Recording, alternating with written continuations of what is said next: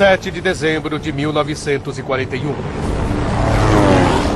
Um exército de aviões se reúne e executa um ataque surpresa à frota americana no Pacífico, em Pearl Harbor. Seu objetivo, fazer uma nação ficar de joelhos. Milhares de pessoas morrem em um dos ataques mais devastadores da história do exército americano. Mas hoje, examinando os eventos que levaram àquele ataque e analisando registros militares antissecretos, um especialista da inteligência japonesa descobre por que o ataque foi tão desastroso também para o Império do Japão.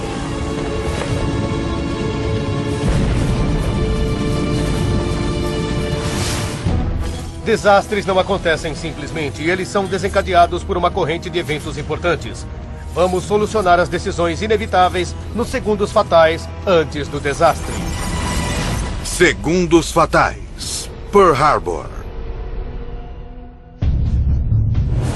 4 da manhã.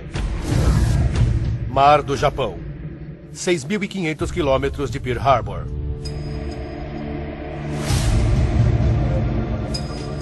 Para o gênio japonês da estratégia, o almirante Isoroku Yamamoto, hoje é o ápice de anos de pesquisa e planejamento.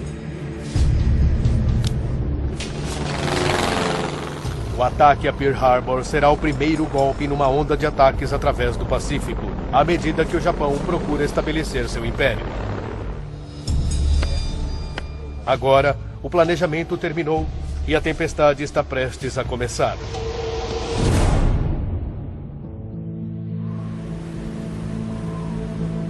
Porta-aviões Hiryu Central do Pacífico. Colocar o plano em ação é tarefa dos aviadores da Marinha Japonesa, como Takeo Shiro. A primeira coisa que eu fiz de manhã foi acordar e ir para a cabine do avião. Como havia muitas nuvens, eu pensei, vai dar certo, vamos conseguir atacar. Como observador em um porta-aviões bombardeio tipo 97, ele estará na primeira onda de ataques que lançará sua nação na guerra. Eu achei que seria um dia e tanto.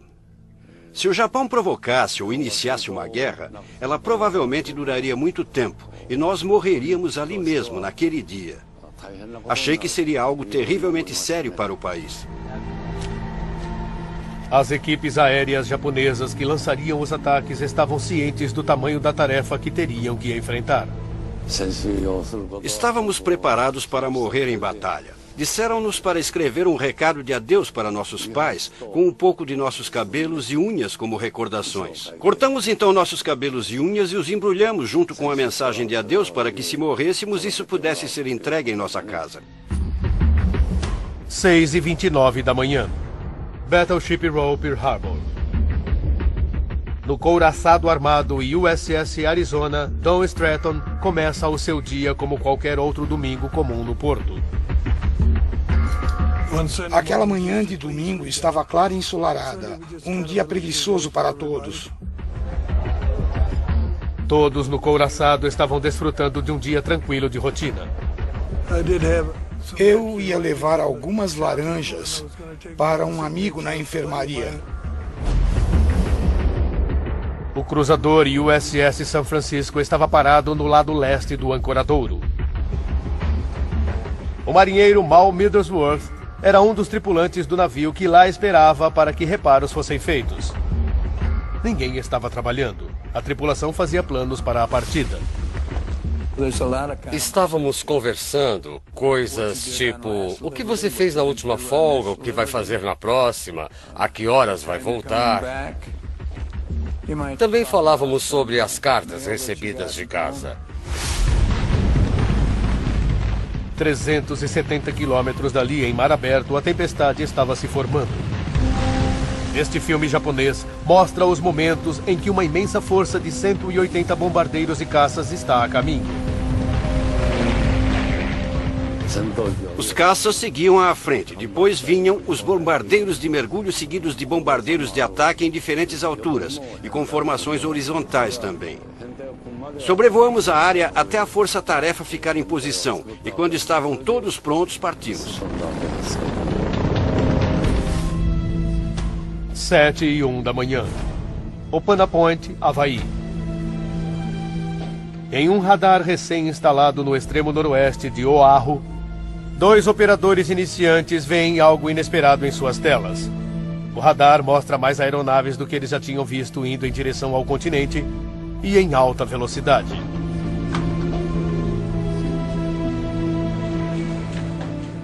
Um relatório chega ao tenente do exército Kermit Tyler. Ele está esperando um voo de bombardeiros B-17 no continente.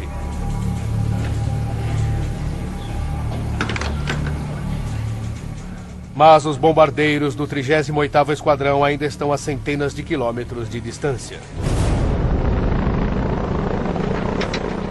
Os aviões na tela do radar são uma armada aérea. A primeira onda na força de ataque para a mais poderosa frota de porta-aviões já montada.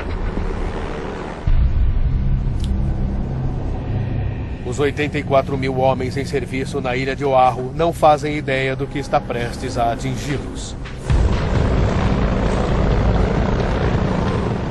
A primeira onda de bombardeiros japoneses sobrevoa Oahu sem enfrentar nenhuma resistência. Para Takeo Shiro, aquilo parecia mais um exercício de voo do que uma guerra. Nos treinamentos usávamos um grande modelo de toda a ilha, com montanhas, canaviais, etc. Naquele momento, então, foi como se eu estivesse vendo um modelo. Quando eu sobrevoei as montanhas e os canaviais, me senti como se eu já tivesse visto aquilo antes. Somente quando a primeira onda de aviões japoneses chega sobre Honolulu é que eles podem ter certeza de que conseguiram surpresa total. Vista de cima, parecia uma cidade bem tranquila. Percebendo que haviam pego os americanos de surpresa, os japoneses quebraram o silêncio do rádio para sinalizar ao porta-aviões Hiryu com as seguintes palavras pré-estabelecidas: Tora, tora, tora, significando tigre, tigre, tigre, ou ataque, ataque, ataque. Desse momento em diante, cada avião na esquadra aérea deveria seguir um plano de ataque cuidadosamente orquestrado. Se conseguíssemos fazer um ataque surpresa, o plano A era para que os bombardeiros torpedos atacassem primeiro, seguidos pelos bombardeiros de mergulho. Se o inimigo nos visse nos aproximando, o plano B era para que os bombardeiros de mergulho atacassem primeiro e os torpedos aéreos fossem os últimos.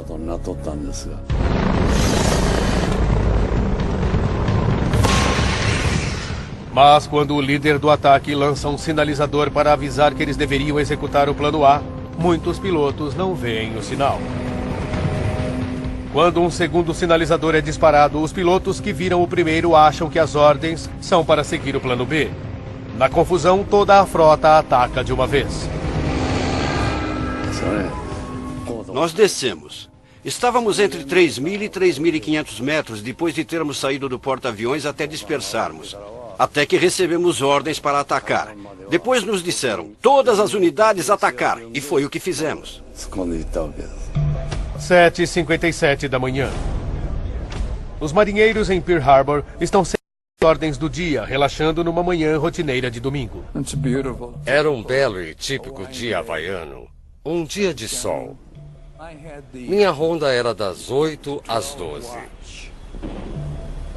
E durante esse tempo, você tem que hastear a bandeira na parte de trás do navio.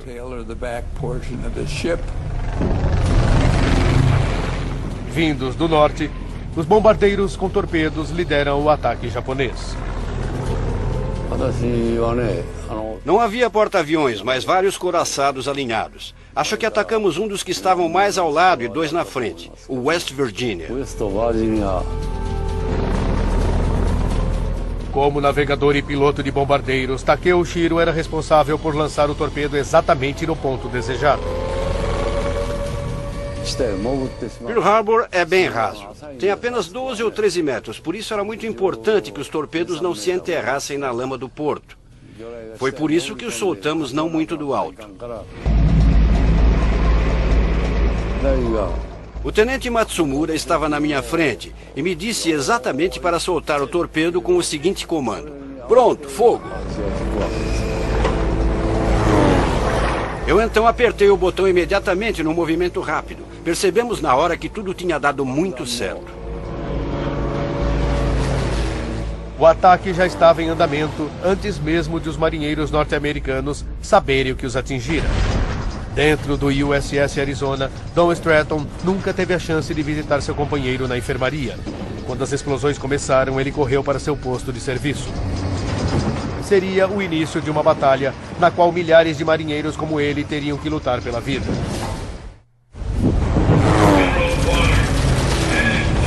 Oito da manhã. Em Pearl Harbor, a tranquila manhã de domingo havia sido interrompida por um devastador bombardeio aéreo. A destruição pega marinheiros americanos como Mal Middlesworth completamente de surpresa. Eu ouvi explosões horríveis e pensei, meu Deus, o que eles estão fazendo? É manhã de domingo e, obviamente, é um exercício, mas que parece bem real. Junto com mais 1000 marinheiros do USS Arizona, Don Stratton é forçado a lutar por sua vida. Eu fui até o deck e os marinheiros estavam apontando para a ilha Ford. E quando eu olhei, vi as bombas caindo, aviões e um vermelho subindo em direção aos aviões. Na hora eu soube que eram os japoneses.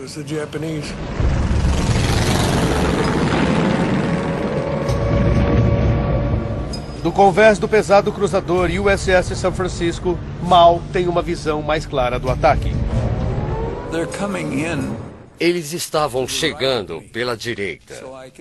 E por isso, deu para ver o avião inteiro.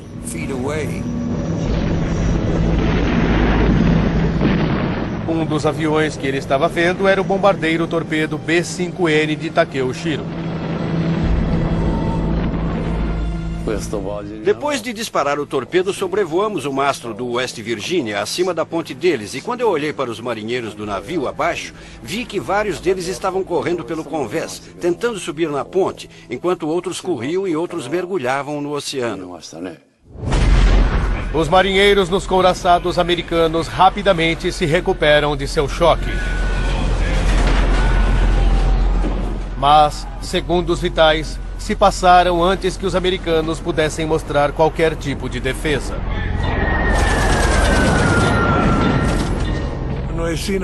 Quando eu os vi bombardeando a ilha Ford, soube que algo estava acontecendo e que atacariam também meu posto de combate.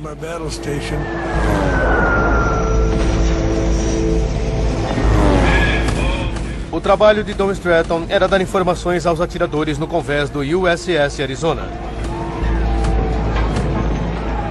Usamos umas 5 escadas para chegar lá em cima na plataforma de controle, como eu a chamava. Do outro lado do principal ancoradouro de Pearl Harbor, Mal estava preso num navio sem combustível ou munição. Não havia nada que eu pudesse fazer para responder à situação. Quando eu tive visão daquilo, percebi um marinheiro com uma arma calibre 45.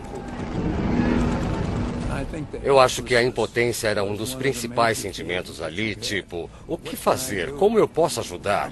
Como podemos sair disso? Não havia nada que pudéssemos fazer.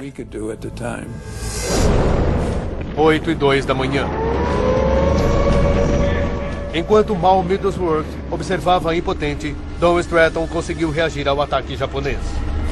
3230. Estávamos fazendo alguma coisa. Acho que os japoneses ficaram bem surpresos com nossa reação. Mas as possibilidades estavam contra os americanos e apenas alguns minutos depois eles estavam sem munição. Tínhamos 50 rounds de munição para cada arma e tínhamos que quebrar os cadeados para chegar aos depósitos e pegar mais munição. Gastamos tudo e nosso chefe teve que descer para pegar mais.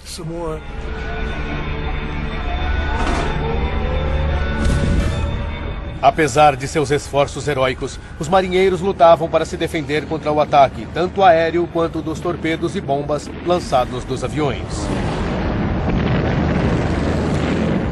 Estávamos atirando contra os bombardeiros aéreos e os de mergulho, mas eles continuavam. Não dava para reagir aos ataques aéreos. Todas as explosões eram muito rápidas e os aviões estavam mais alto do que o nosso alcance. Para fornecer algum registro do ataque para o alto comandante japonês, o tenente Matsumara sobe e gira para permitir que Takeushiro tire fotos. Entre elas está uma das imagens mais famosas do ataque a Pearl Harbor.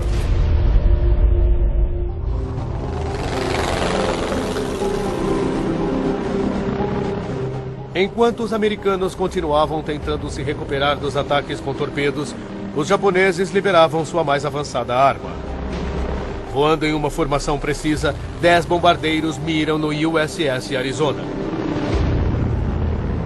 Os bombardeiros Nakajima tipo 97 estavam equipados com bombas de 500 quilos modificadas.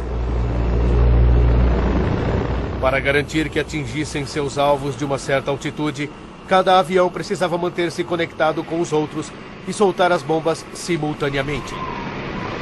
Usando uma bandeira pequena, branca e retangular, o bombardeiro líder sinaliza a informação para o lançamento das bombas.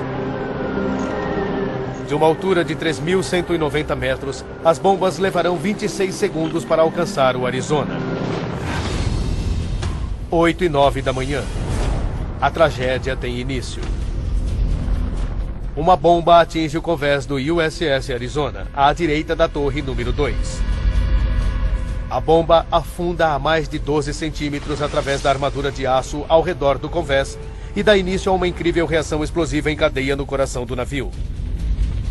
4 convéses são destruídos. A bomba desencadeia uma explosão na sala de munição que, por sua vez, causa a explosão de mais 2 depósitos de explosivos. Os gases superaquecidos da explosão destroem a parede de 33 centímetros do anteparo frontal e deflete para cima, causando um incêndio massivo na frente da torre número 1.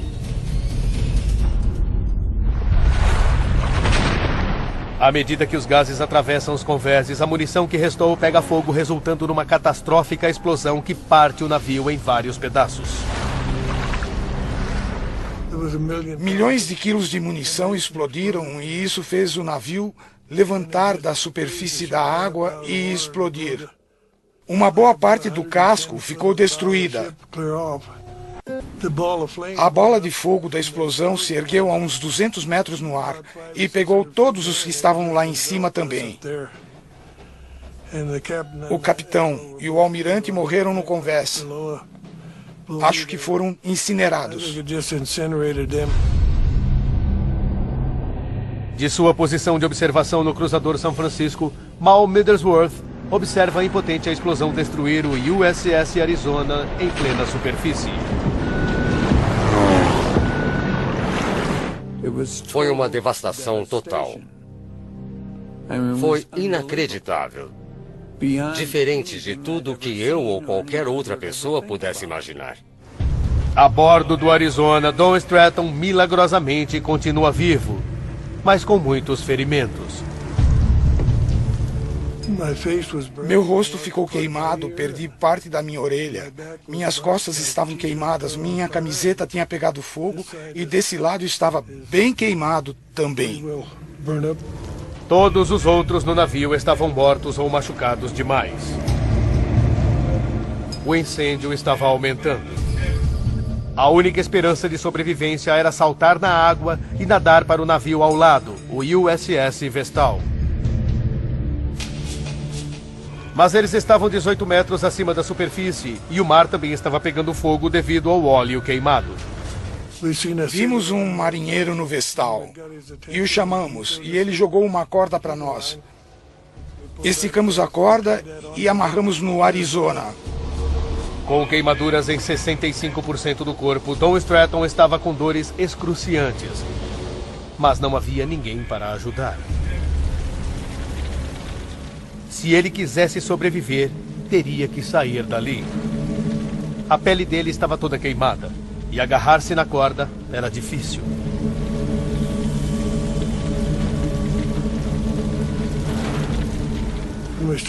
Quando começamos a atravessar pela corda, o atrito arrancou a pele dos meus braços como se eu tivesse tirado uma meia de repente. Continuamos a travessia e conseguimos chegar pendurados a alguns metros na outra embarcação que estava a uns 20 metros de nós.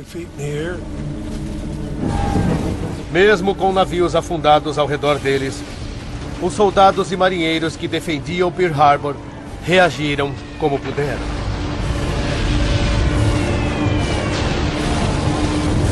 8h30 da manhã.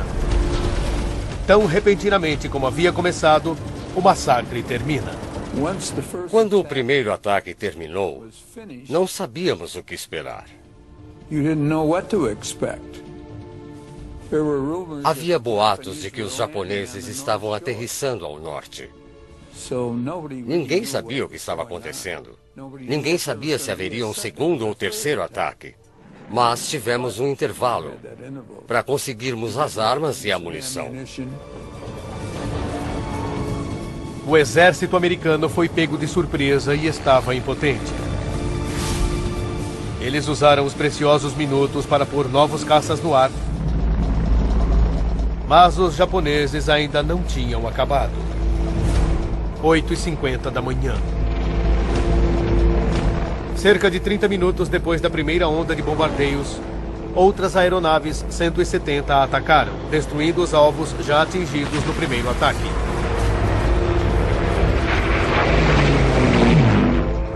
Os outros alvos principais eram os campos de aviação que haviam estado sujeitos ao feroz bombardeio durante a manhã. Devido ao medo de uma sabotagem, os aviões do exército americano se reuniram para facilitar a guarda, mas isso também os tornou alvos fáceis para os japoneses. Mais de 180 aviões americanos são destruídos e muitos outros danificados. No total, 4 couraçados são afundados, 4 danificados e 13 outros grandes navios ficam seriamente avariados. Mas os japoneses também perdem 29 aviões. Para as tripulações japonesas, o ataque parece realmente ser um triunfo total. Conseguimos atingi-los bem no início da guerra, por isso, como soldados, para nós foi um grande orgulho. Ficamos muito felizes.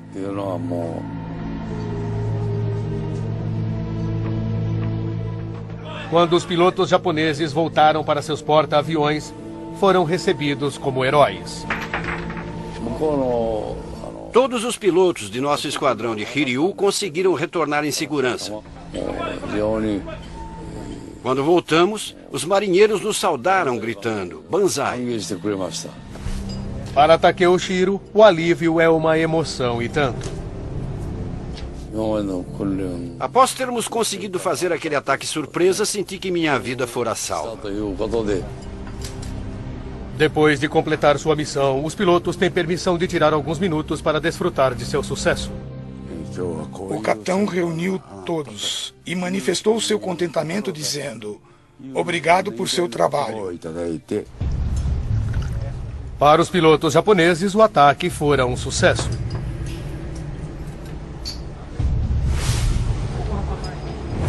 Três da manhã. Assim que as aeronaves ficam em ordem outra vez, o comandante da força de ataque, o almirante Shuichi Nagumo, ordena a retirada. O desempenho da Marinha Imperial Japonesa excedera a todas as expectativas. O ataque afundara mais navios e as perdas haviam sido menores do que as mais otimistas previsões japonesas. Mas, na verdade, o ataque fora um fracasso total. Mar do Japão.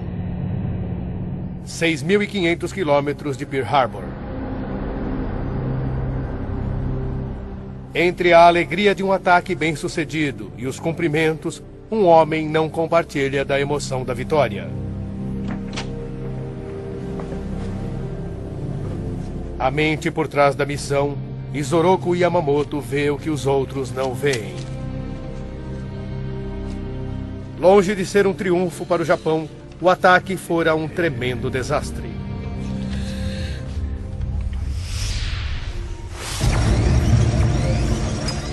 Agora, 70 anos depois do ocorrido, iremos usar registros militares antissecretos para reviver eventos, investigar todos os aspectos do ataque e revelar como e por que esta operação cuidadosamente planejada deu errado.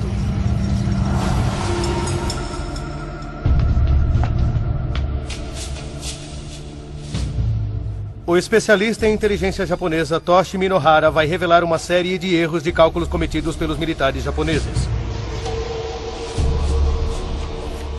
Isso levou a uma tragédia que mudou totalmente o curso da história da nação.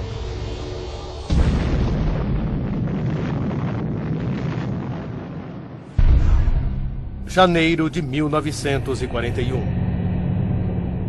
11 meses antes do ataque a Pearl Harbor.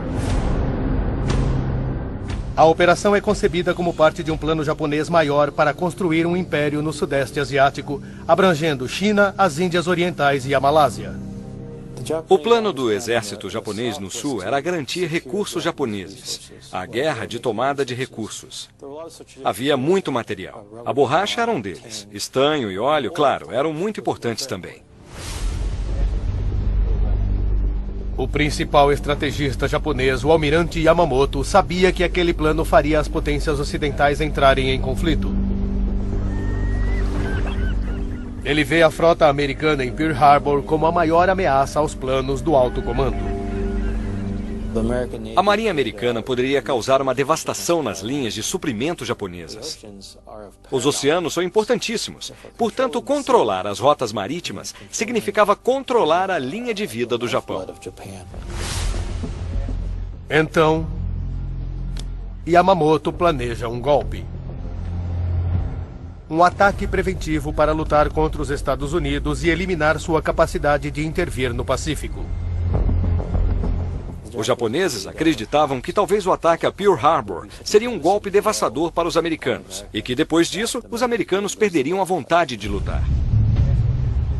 Yamamoto planeja o ataque em Pearl Harbor de modo a ser um duro golpe para a Marinha Americana.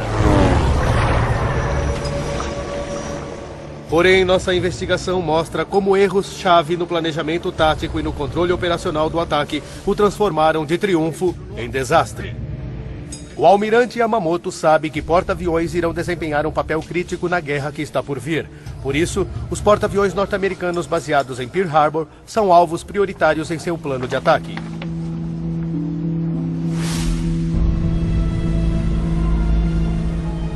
Durante o planejamento do ataque, a força-tarefa japonesa recebe informações regulares sobre os navios americanos em Pearl Harbor. 1º de dezembro de 1941. 6 dias antes do ataque, eles ainda não conhecem a disposição dos porta-aviões americanos quando recebem uma mensagem codificada.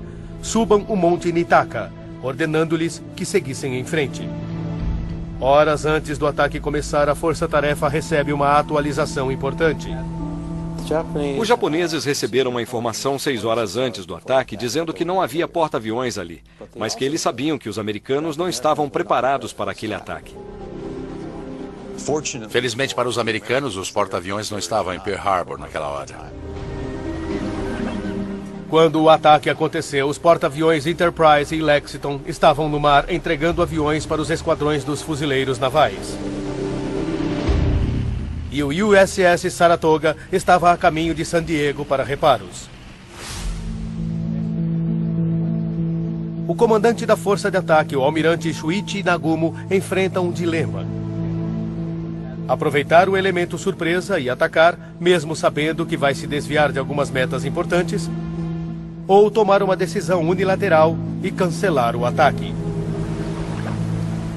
A preocupação de Yamamoto de eliminar os porta-aviões da Marinha Americana não é compartilhada por Nagumo, que está tomando decisões importantes em campo. Se Yamamoto pudesse escolher seu comandante da frota, provavelmente não teria sido o almirante Nagumo.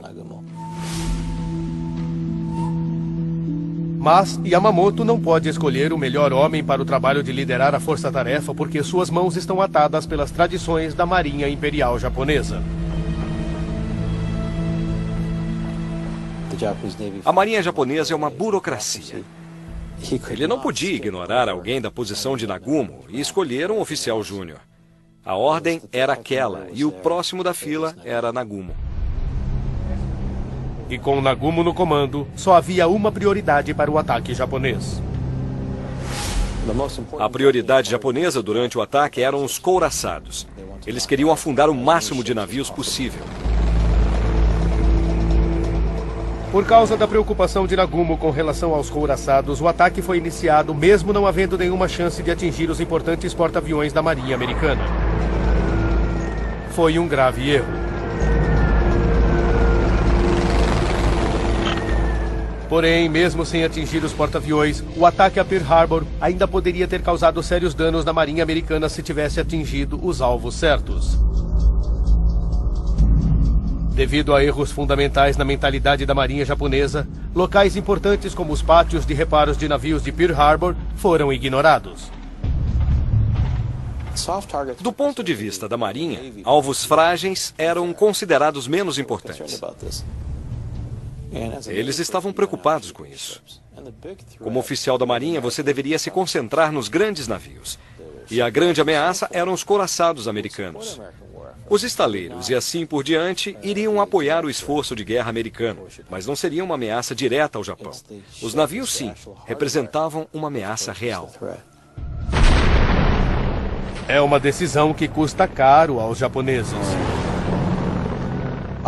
Dos 21 navios que foram destruídos ou danificados no ataque a Pearl Harbor, 18 foram recuperados em uma questão de meses.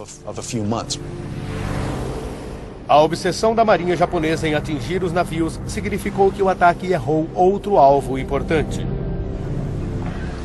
Eles não destruíram a base de submarinos e agora estes submarinos continuariam a guerra diretamente em águas japonesas e atacariam a frota mercante. No final, os submarinos que operavam fora de Pearl Harbor forçaram a submissão do Japão, cortando totalmente seu fornecimento de alimentos e recursos. Mas talvez o golpe mais devastador que os japoneses poderiam ter dado naquele dia seria um ataque contra as instalações de armazenamento de combustível da frota americana no Pacífico. Os tanques de combustível de Pearl Harbor continham mais de 650 milhões de litros.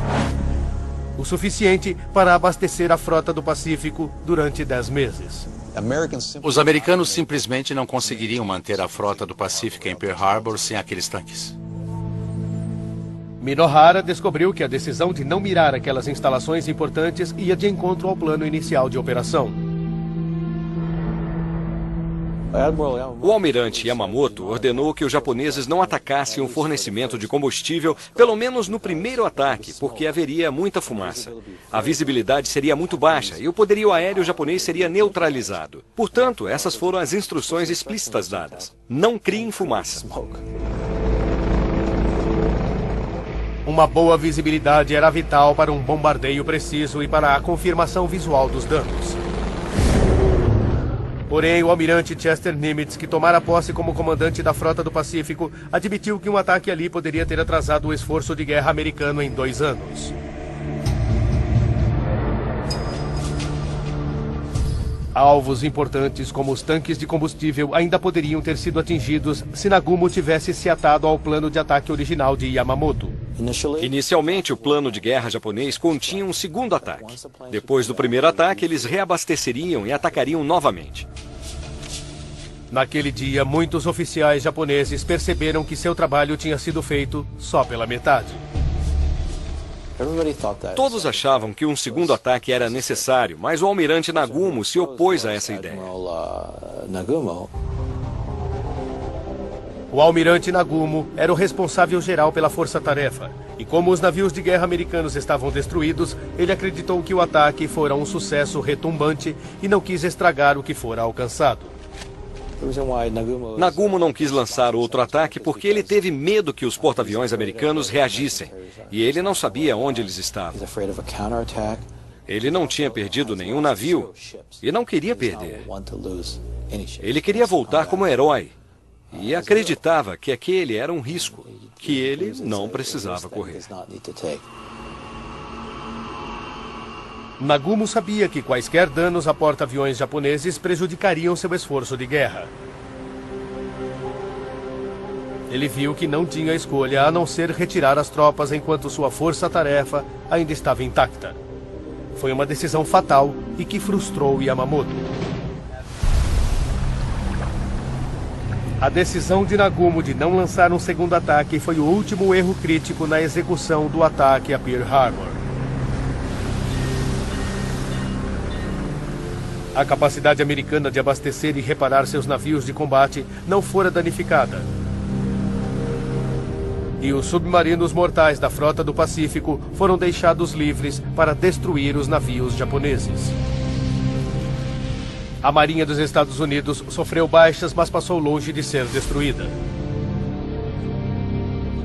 A notícia do aparente sucesso do ataque faz com que haja uma alegria generalizada entre os oficiais da Marinha japonesa, mas imediatamente Yamamoto se dá conta de que alvos vitais deixaram de ser atingidos.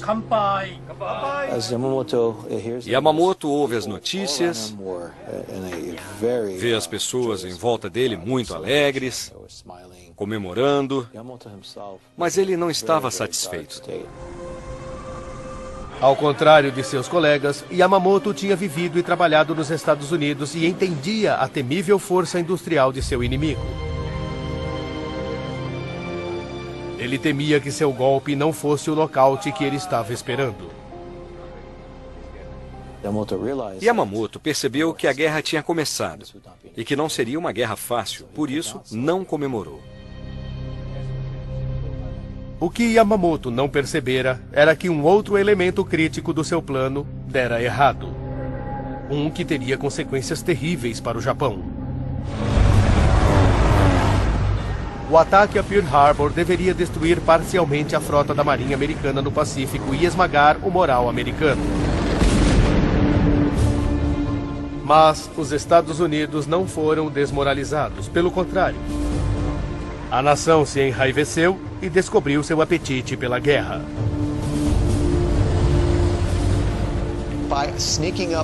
Infiltrando-se nos Estados Unidos, matando mais de 2.400 norte-americanos e ferindo muitos outros, ou seja, fazer isso da maneira que eles fizeram, afetou o país como nada antes tinha afetado. Entretanto, a pesquisa do professor Minohara mostrou que o ataque nunca foi planejado para ser uma surpresa. Primeiramente, a Marinha foi muito sensata em manter acordos internacionais. E, portanto, para eles, era importante que a declaração de guerra fosse feita. Mas, para manter uma vantagem tática, a Marinha planejou entregar uma mensagem de aviso a Washington pouco antes do início do ataque. Entretanto, o tempo era muito apertado para os diplomatas do Ministério dos Negócios Estrangeiros do Japão. A embaixada japonesa disse que 30 minutos era muito pouco tempo e pediram mais tempo para que pudessem avisar os americanos que estavam adiando as negociações. A Marinha, sendo muito cautelosa, disse que não, que só dariam 30 minutos. A Marinha disse que o sucesso daquela missão dependia da surpresa. Se deixássemos os americanos saberem muito cedo, eles se preparariam melhor, e isso poderia comprometer a missão inteira e poderia pôr em risco o destino do Japão. Esta foi uma operação de uma chance só. Agora, nossa investigação revela como a determinação da Marinha japonesa em manter o elemento surpresa acabou colocando sua nação em um perigo muito maior do que eles jamais poderiam ter imaginado. –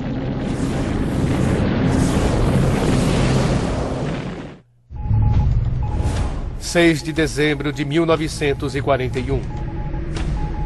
Um dia antes do ataque, os japoneses começam a transmitir uma mensagem longa ao seu embaixador em Washington.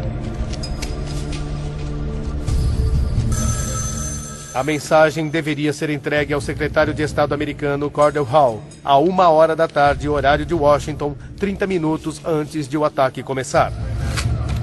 Dividida em 14 partes, esta mensagem visava romper as negociações com os norte-americanos e servir como declaração de guerra do Japão. O problema foi com a última parte, a 14ª. De acordo com a embaixada, ela veio muito tarde. Eles haviam esperado, mas a mensagem não havia chegado. Então, eles acharam que viria na manhã seguinte. A demora é fatal. Antes que a mensagem pudesse ser entregue aos americanos, ela deveria ser decodificada e transcrita. Normalmente eles têm uma equipe norte-americana para fazer a digitação e assim por diante. Como todos os funcionários americanos foram convidados a deixar a embaixada, isto foi feito pelos diplomatas japoneses, que não eram usados para esse trabalho. E eles provavelmente digitaram muito devagar, o que levou muito tempo. Mas apesar de todos os esforços japoneses em manter segredo, os americanos estavam ouvindo. O projeto de interceptação de sinais militares, o código chamado MAGIC, estava interceptando todas as mensagens para a embaixada japonesa. Eles sabiam muito bem tudo o que estava acontecendo entre Tóquio e Washington. E o interessante é que eles sabiam antes mesmo do que o próprio embaixador japonês, o Sr. Nomura. A interceptação dos sinais confirmou as suspeitas americanas de que algo ia acontecer, mas eles não davam nenhum detalhe sobre o que seria ou onde. Sem esse detalhe crítico, tudo o que podiam fazer era emitir alertas das bases militares em todo o Pacífico. 7 de dezembro, 7h48 da manhã. O avião de Takeo Shiro se aproximava de Pearl Harbor, mas o aviso ainda não havia chegado. À medida que as primeiras bombas caíam, o embaixador do Japão continuava esperando que a transcrição da sua mensagem fosse concluída. Ele teve que adiar sua reunião com o secretário de Estado americano, Cordell Hull. Quando a mensagem de aviso de Washington chegou a Honolulu, o Arizona já estava queimando. Como os americanos não receberam a declaração de guerra antes que as bombas começassem a cair, eles viram Pearl Harbor como um ataque secreto. Aquele foi um ataque em solo americano e os americanos não iam tolerar. Se atacados, os americanos iam reagir. Para a maioria dos oficiais do alto comando japonês, o atraso na entrega da mensagem era apenas um detalhe, e assim, eles ficam chocados com a força da reação americana. Eles não perceberam que isso aumentaria a vontade americana de lutar, que isso uniria um país dividido. Mas para o arquiteto do plano que conhecia os Estados Unidos e entendia seu inimigo, este fora um erro clássico. O almirante Yamamoto ficou chocado ao saber que a declaração de guerra tinha sido entregue com atraso. Ele considerou aquilo um enorme erro. Isso aumentaria a vontade dos americanos de lutar. Agora podemos revelar a série de erros críticos no planejamento e execução do ataque a Pearl Harbor, que fez com que esta vitória tática esmagadora levasse ao início de uma desastrosa guerra.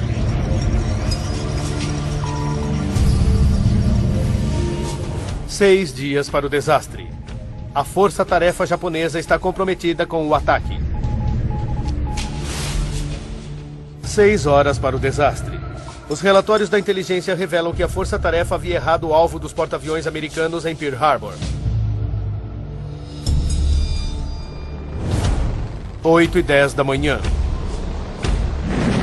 Bombardeiros japoneses destroem totalmente o USS Arizona, causando uma perda catastrófica de vidas. A mensagem informando que o Japão está pondo um fim nas negociações com os Estados Unidos só chega após o golpe mortal ter sido dado. 10h30 da manhã. Com as importantes instalações de Pearl Harbor indefesas, os japoneses batem em retirada e a Casa da Frota Americana no Pacífico vive para lutar outro dia. Porém, de acordo com Minohara, o maior erro do Japão foi a decisão de focar somente em Pearl Harbor. Antes do ataque, os Estados Unidos não tinham se colocado no caminho da maioria das ambições imperiais do Japão. Ficou evidente, através de documentos e registros diplomáticos, que os americanos não queriam guerra. Mas os japoneses interpretaram mal os americanos. O Império cometeu um dos maiores erros e pagou o preço.